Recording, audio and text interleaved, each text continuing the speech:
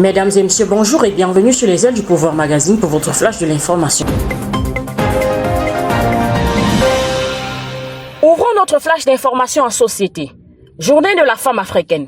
La maison de la femme de Kekem reçoit l'onction gouvernementale.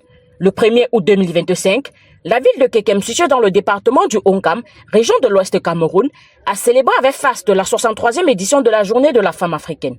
L'événement a été présidé par le ministre de la Promotion de la Femme et de la Famille, professeur Marie-Thérèse Abena Ondoa, et a été ponctué par l'inauguration officielle de la Maison de la Femme.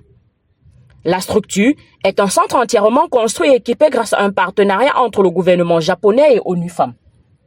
Ce centre vise à offrir un espace dédié au développement et à la protection des femmes dans la région.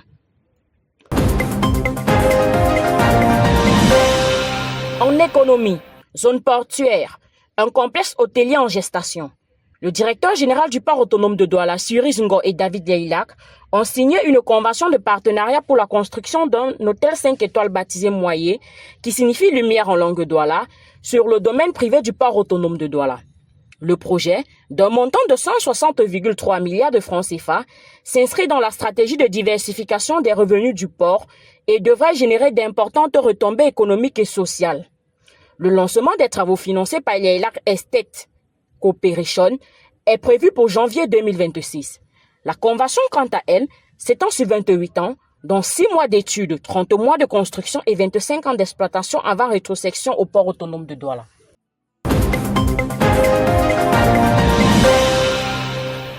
À l'international, le Burkina Faso signe un mémorandum avec la Russie pour la construction de centrales thermiques.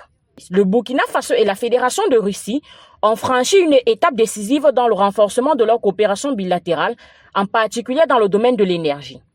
Une rencontre de haut niveau tenue à Ouagadougou, la capitale burkinabé, entre les ministres en charge de l'énergie des deux pays, a permis de poser les bases d'un partenariat stratégique à long terme. Le moment fort de la rencontre a été la signature d'un mémorandum d'entente entre le gouvernement burkinabé et la société publique russe Interao. Ce mémorandum prévoit la construction des centrales thermiques sur le territoire burkinabé dans le but de répondre à un déficit énergétique chronique qui freine le développement économique du pays. En sport, l'UNIFA forme des administrateurs du football féminin. L'Union des fédérations de football de l'Afrique centrale outille les administrateurs du football féminin de la zone. L'atelier qui s'est ouvert le 5 août à l'hôtel Vallée des Princes de Douala s'est refermé le 6 août 2025. Le programme de la formation contient un aperçu sur le football féminin au niveau local, régional, continental et mondial. Une dizaine de modules constituent le contenu du cours qui a été dispensé. La planification stratégique et le zoom sur ce qui se fait dans d'autres sous-régions en font partie. Cette formation est la seconde que l'UNIFAC organise en faveur des femmes en l'espace de 10 mois. C'est la fin de votre flash de l'information. N'hésitez pas à nous suivre sur nos différentes pages Facebook, YouTube et TikTok. À très vite sur les ailes du pouvoir.